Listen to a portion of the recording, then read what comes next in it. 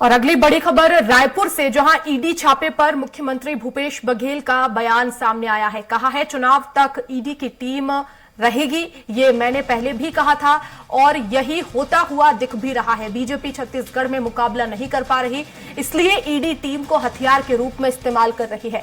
जहां जहां चुनाव होते हैं वहां वहां ईडी के छापे पड़ते हैं। यहां सरकार को बदनाम करने की कोशिश हो रही है, अधिकारियों को, कर्मचारियों को डराने का काम किया जा रहा है।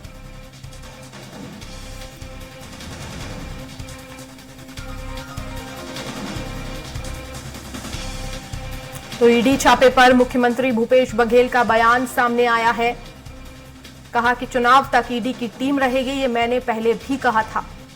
मैं पहले बताया था वो चुनाव तक पूरा रहेंगे, चुनाव करा के जाएंगे। जिस बात है मैं शुरू से कर रहा हूँ कि भारतीय जनता पार्टी यहाँ लड़ नहीं पा रही है। Bharatiya Janata party ED IT के माध्यम से लोगों के बीच में प्रचार प्रसार करना और बदनाम करना, परेशान करना, ये इनका मोटो है।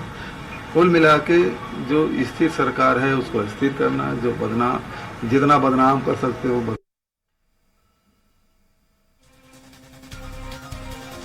तो मुख्यमंत्री भूपेश बघेल एक बार फिर भारतीय जनता पार्टी पर हमलावर नजर आए। ईडी की कार्रवाई को लेकर उन्होंने कहा कि भारतीय जनता पार्टी ईडी को हथियार के रूप में इस्तेमाल कर रही है। और ज्यादा जानकारी के लिए संवाददाता दिलीप साहू हमारे साथ लाइव जुड़ गए हैं। दिलीप, गंभीर आरोप मुख्यमंत्री भूपेश बघेल लगा रहे हैं। इससे पहले भी वो ईडी को लेकर लगातार बीजेपी को घेरते हुए आए हैं और एक बार फिर से यही कह रहे हैं कि ईडी को जो है वो हथियार भारतीय जनता पार्टी बना रही है, मुकाबला नहीं है सरकार से। जी बिल्कुल कविता, जिस तरह से जो बातें सामने आ रही है और लगातार ईडी कार्रवाई कर रही है, पिछले साल भर से हम लोग देख रहे हैं कि छत्तीसगढ़ में अलग अलग मामलों को लेकर लगातार ईडी की कार्रवाई हो रही है और एक स्थायी दफ्तर भी ईडी का है छत्तीसगढ़ में और जो अधिकारी है लगातार यहाँ जमे हुए हैं और विभिन्न मसलों, चाहे कोयला कारोबारियों की यहाँ बात करें या विभिन्न कारोबारियों की बात करें, अधिकारियों के यहाँ भी लगातार छापे पड़ रहे हैं। आज भी सुबह तड़के ईडी की टीम ने दबिश दी है और अलग अलग कुछ अधिकारियों, कुछ नेताओं और कुछ कारोबारियों के यहाँ छापेमार कार्रवाई की है। इसको लेकर मुख्यमंत्री भूपेश बघेल लगातार सवाल उठाते रहे हैं कि जिस तरह से जिन जिन राज्यों में चुनाव होता है, चाहे पश्चिम बंगाल की बात करें, महाराष्ट्र की बात करें, उसके बाद कर्नाटक, अब छत्तीसगढ़ के, तो जहां जहां जिन राज्यों में चुनाव हो रहा है और जो गैर भाजपा शासित राज्य है वहां पर ही ईडी की टीम सक्रिय है और वहां ही कार्रवाई हो रही है। तो इसको उन्होंने सीधे तौर पर राजनीतिक कार्रवाई बताया है और उन्होंने कहा है कि भाजपा इसे हथियार की तरह इस्तेमाल कर रही है, क्योंकि भाजपा ने छत्तीसगढ़ में देख लिया, प्रभारी बदल के देख लिए, यहाँ के अध्यक्ष को बदल दिए,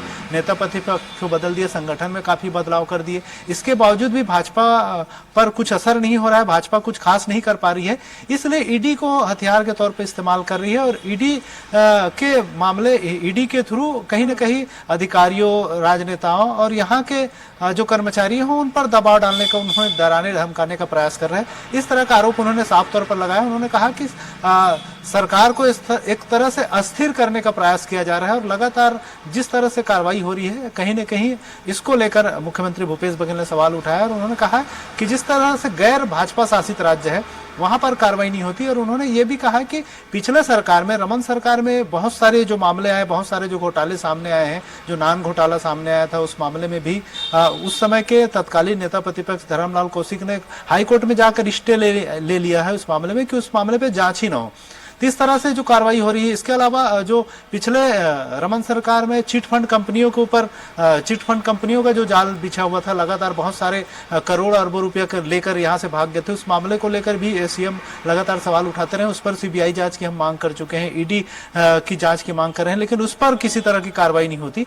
और इसी तरह पिछले सरकार में बहुत सारे जो भ्रष्टाचार हुए हैं, उन तमाम चीजों को लेकर कभी भी ईडी की टीम या सीबीआई या दूसरी जो सेंट्रल एजेंसियां हैं वो काम नहीं करती।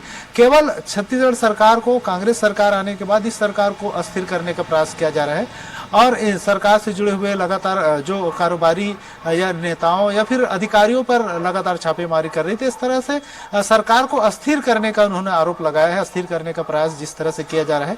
तो ईडी की कार्रवाई को सीधे तौर पर उन्होंने कहा कि राजनीतिक द्वेष के, विद्वेष की वजह से इस तरह की कार्रवाई हो रही है। जी बिल्कुल। अब दिलीप, इस सीएम के बयान के बाद क्या बीजेपी की तरफ से कोई बयान आया इसको लेकर?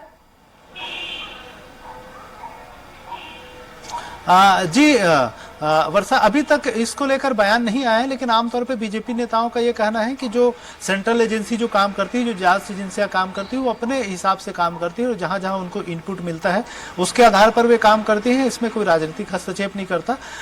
कुल मिलाकर जो सरकार आरोप लगा रही है, मुख्यमंत्री आरोप लगा रही है, तो इसको लेकर उनका कहना है कि अगर उनकी सरकार साफ अच्छे काम कर रही है, किसी तरह का कोई भ्रष्टाचार नहीं है, तो उन्हें डरने की क्या बात है। जो जांच छापे मार हो रही है उसमें जो है दूध का दूध पानी का पानी हो जाएगा। और विपक्ष लगातार कहता रहा है कि सरकार अगर सही काम कर रही है, उनके अधिकारी सही काम कर रहे हैं, किसी तरह का कहीं कहीं गड़बड़ियां नहीं है, तो उन्हें डरने की कोई बात नहीं है। सेंट्रल एजेंसियां है, जो भी एजेंसियां है, चाहे आईटी हो, ईडी हो, सीबीआई हो, वो अपने हिसाब से काम करती है, उनको जो इनपुट मिलता है उसके आधार पर काम करती है। इस पर राजनीति नहीं करना चाहिए। इस तरह की बातें विपक्ष के नेताओं की ओर से लगातार समय समय पर दिए जा रहे हैं, चाहे पूर्व मुख्यमंत्री डॉक्टर रमन सिंह की बात करें, पूर्व नेता प्रतिपक्ष धर्मलाल कौशिक की बात करें, नारायण चंदेल की बात करें, या फिर वर्तमान प्रदेश अध्यक्ष अरुण साव की बात करें, उनके तरफ से जो बयान आते रही है उसमें यही है कि अगर सरकार सही काम कर रही है तो उन्हें डरने घबराने की जरूरत नहीं है। और वे मुख्यमंत्री के आरोपों को लेकर भी लगातार खंडन करते रहे और उनका कहना है कि सेंट्रल एजेंसी की अपनी जो इनपुट है उनके आधार पर कार्रवाई होती है और इसमें भाजपा का कोई रोल नहीं है। जी बहुत शुक्रिया दिलीप तमाम जानकारी के लिए।